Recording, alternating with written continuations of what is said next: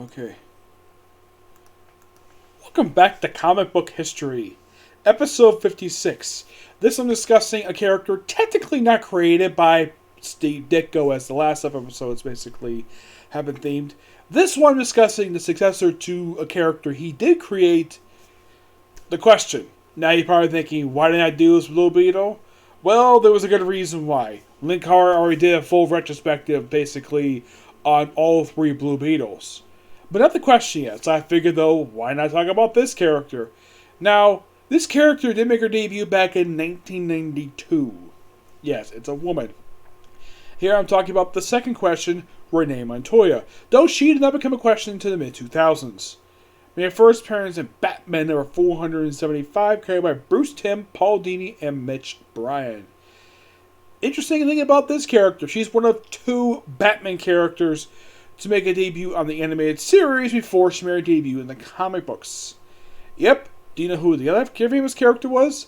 Harley Quinn. Not kidding about that. Yep, of course people know about Harley Quinn because how humongously popular she is, especially since she's live action. Renee Montoya is a known character, she's popular, but not as big as popular as Harley Quinn. Yeah, mostly she was there to be like a supporting character in Batman comics, like a recurring character.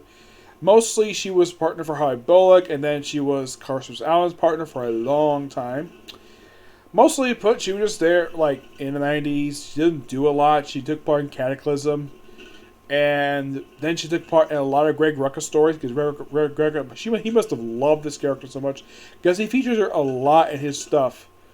And then in around like the mid 2000s, we had by the time of the 2000s, we had the critically acclaimed Gotham Central series, or like Greg Rucka himself was involved with this series, along with Ed Brubaker and Michael Litchin.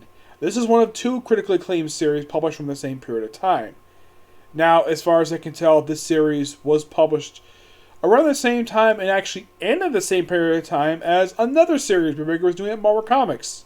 A series that was also critically acclaimed. He also co-wrote the book with a different writer, of course. That being the Immortal Iron Fist series. Yeah, that's interesting though.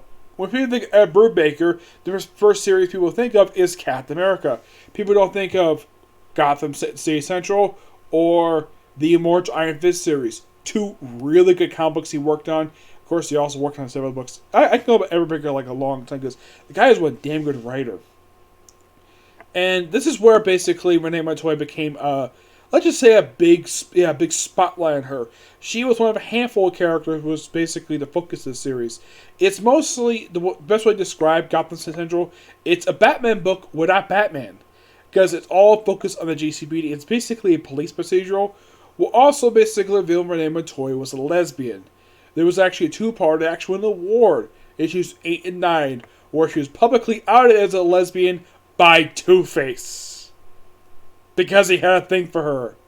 I mean, why wouldn't he? Renee Montoya is hot. Of course, she's also Hispanic as well. And then she was basically, despite being outed as a lesbian, she was still part of the series. Up into the series end, where she had to deal with, she had to lead the police force, do all the corruption there. Corruption at the hands of Jim Corrigan. You're probably thinking, Jim Corrigan, you mean the Spectre? Nope, not that guy. There technically have been 3 Jim Corrigans. The original was the Spectre. People know about him. There is a second one who was a supporting character in Black Lightning comics, and he was a black guy. The third one was a corrupt CSI guy, who apparently sold crime scene memorabilia on the internet, despite the fact this was actually evidence. And apparently he got away with it. Renee Montoya's got history with the guy due to the fact he one time framed Christmas Allen for murder, and she beat the crap out of him, but because of that, he wasn't allowed to be arrested. Not even for the murder of Christmas Allen. Yeah, he killed Christmas Allen. Renee Montoya just quit her job. And then, not long after that, she was featured as a prominent character in another really popular series, 52. Yes, 52. The series where she, along with a bunch of other characters who are not the big characters, got a lot of spotlight. Mostly she uses a lot of exploration. Mostly her story arc in that series dealt with the crime religion. And thanks to her feature in the book, we got introduced to Kate Kane, a.k.a. Batwoman, her ex-girlfriend. No joke. Though her appearance initially was a cameo. Yes. Where she appears for like one page, and they also apparently like rub their rub each other's face. Like, I don't know if it's a lesbian thing, but it's the only time I've seen it. And mostly they just help out, and then she is later on recruited by the original Question, Vic Sage, to fight Intergang. Yep. And during the course of the series, it was revealed that Vic Sage had cancer, and then he appointed her as successor as the Question, and she was later featured. Like, she became the Question. Awesome. Did she get an ongoing series immediately as the Question? Now, Booster Gold, who was probably featured in 52, he got a series afterwards, but Renee, nope, we had to wait 2 freaking years for that. We had to wait until 2009 for that to happen. Now, by the time I got into comics, they actually were just wrapping up her run into the comics. So, what comic was featured in right after 52? Countdown. Where apparently they gave her the wrong look. Yes, not the look that the artist gave her in 52. Oh no, not that look. They gave her a completely different look. Look up the early issues of Countdown. And apparently, this book had a humongous problem where it had 51 different artists on it and 4 different writers. But the artist was one thing. And apparently, the editor of this book apparently was lazy. Like, it is by far notorious for how lazy the editor was for this book. This book was supposed to lead into Final Crisis. And because this book's humongous bad reputation, I heard about this from Lucara, that Grant Morrison, despite the fact having this book lead to his book, he's like, yeah, this book is terrible. I'm not having anything mentioning that in this book. So, what did Renee do? Now, Renee was part of a few different crossover events. First, of course, was Cataclysm, No Man's Land, which played a big role in that. And she was part of Officer Down. Now, was she part of War Games? A event was taking place prior to this. No, she had nothing to do with War Games at all. I mean, well, her next prime appearance was in Final Crisis, mostly helping out her old partner who became the Spectre. That was in the Final Crisis Revelations miniseries, also done by Greg Rucka. Yeah, he loved this character. And after that miniseries wrapped up, because in Final Crisis, Batman died, apparently died. Yeah, Grant Morrison there kept him really alive at the end of the series. So, we had the Battle for the Cal event, which he was not in the miniseries, surprisingly. This ended up being really good. And then, after the miniseries wrapped up, Batwoman and Renee Montoya took over as the features for the comics. As a co-feature, not basically them team-up book, no. Basically, Kate got the lead feature, and Renee got the backup feature. Their storyline was called Pipeline, which was later collected into a trade paperback. And also, while being featured in this book, she also appeared in the last 2 annuals published for Batman and comics prior to the DC relaunch. Now she was probably in this book she teamed with a Huntress. She had a confrontation with El Savage, and after her feature wrapped up, she didn't do a lot. And then the Flashpoint reboot happened. Yep, the Flashpoint reboot.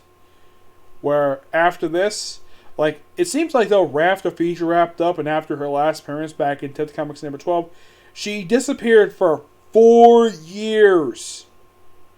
Yes, 4 years. She was one of many characters that fan deemed on a missing list, along with Wally West, Donna Troy, Thunder and Lightning, the Daughters of Black Lightning, a boatload of DC characters who existed prior to the reboot, and they were missing. Though Donna Troy and Wally West were the 2 big ones. Though here's the thing with those 2. Donna Troy was brought back by Meredith Finch in the pages of Wonder Woman. Wally West was brought back by Jeff Johns in DC Rebirth. Renee Montoya was brought into the continuity by a really good creative team. Francis Manapul and Bobby Bucciello in their last arc for Detective Comics. Yes, a book that she was prominently featured in a few years prior. And she's only there just for a 4-part storyline. Yes, where she's brought in as a partner for Harvey Bullock. No mention of her being the Question. Nope, she's prominently there. And after the storyline wrapped up, which also dealt with the return of the Joker's daughter character, the creative team left, and so did Renee, because after this, she wasn't seen again for more like 4 years. Yes. No joke about that. Where after this, she didn't appear again until the Lois Lane mini limited series that came out in 2019 that actually concluded last year. She was a prominent feature supporting character in the book, and I did point out in my review that particular book, despite being a really good story, it's kind of in the way, if you look at it properly, that if you read the whole 12-issue series, it's pretty much Greg Rucka's love letter to his fans on how much they supported his work over the years by probably featuring a bunch of characters that he had previously written and helped create over the years. And it was probably a good way, basically, to write off the character, because she got a girlfriend in the series, which was really cool, who was a former villain. After that, that's pretty much it for the character. Yes. Unlike, let's say, Vic Sage, who got a mini-series after that one wrapped up, she did nothing. Absolutely nothing. Yep. Did she ever operate Hub City? No. No, she never did. That's interesting, though. She was the Question, and she never operated. She went to Hub City. I think she operated briefly out of that place during the time of the 52 series, where she was there teaming up with the Question. But as the Question, she never really operated in, Hub City. She mostly operated in Gotham, or just basically trying to run the world. Yep. Now, outside the comic books, she has been featured. Aside of Batman animated series, she was featured in the first season of Gotham, where she was revealed to be, she was still lesbian, pretty much a Hispanic woman. Okay, good enough for them. Except this is before Batman showed up, and she was a ex-girlfriend of Barbara Keene. As a matter of fact, the 10th episode of the series ended with them in bed together. Yep. And apparently they slept together multiple times, revealed by the very next episode. And then as soon as the first season wrapped up, both her and her partner Christmas Allen were written out of the series. As far as I can tell, this is one of 2 live experiences of this particular character. Because Renee was also featured in the Birds of Prey movie that came out last year, where they chose a woman in her 50s to play a woman presumably in her early 30s. Yeah, I have no idea why they did this for. The only thing they got right about the actress is they cast a woman who's Hispanic, because Renee Montoya is Hispanic. I mean, okay, if you're trying to build up your universe, Warner Brothers, like for DC, you could, cast younger actors to play these characters. Don't cast a woman in her 50s. That was kind of dumb. And she's also been part of the Injustice universe. Yep. She was probably featured in the comic book. If you wonder why she was in the game, because the character's dead. She got killed off in year 3, where she got upset about the death of the Huntress, and she apparently, at one point, was actually married to Batwoman and sleeping with the Huntress. I'm not kidding about that. That's how Tom Taylor wrote it. And then she got souped up a bunch of kryptonite pills, where she died of an overdose. Yep. Yeah, she also featured in DC Bombshells. Let's see.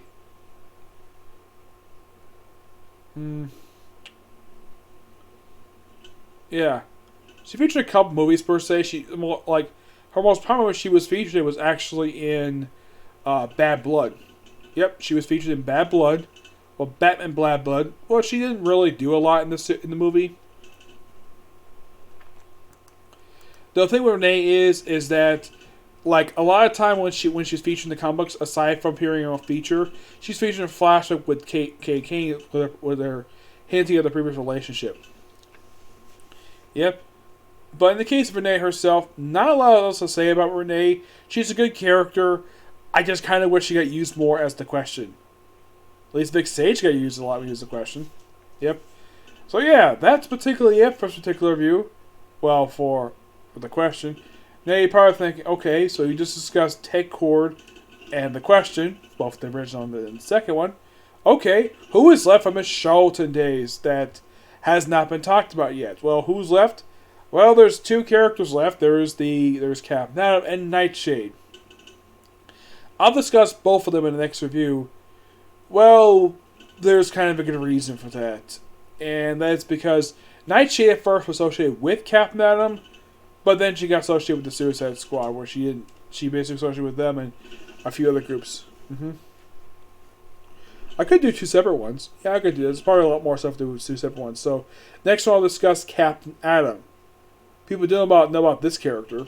In the case of Nightshade, she's not that well-known character to the comics. Not really, no. But after these two, like, okay, so who will be next? The DC characters. And there's a good number of them for DC that he created.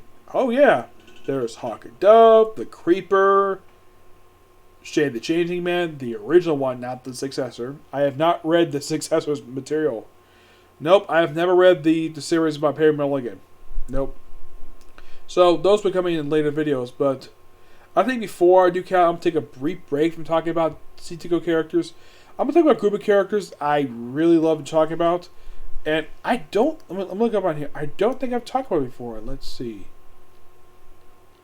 Let's see. I don't think I've talked about them before.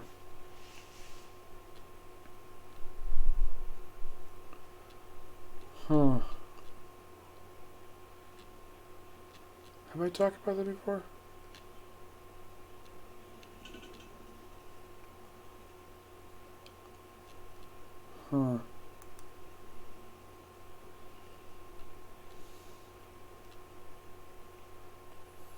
No, I haven't. Surprisingly. So, before I talk about Captain Atom, I'm going to talk about a group of people who are considered to be DC's version of the X-Men. I'll discuss them in the next episode.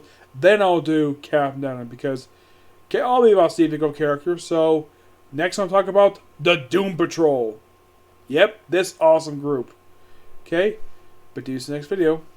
Bye.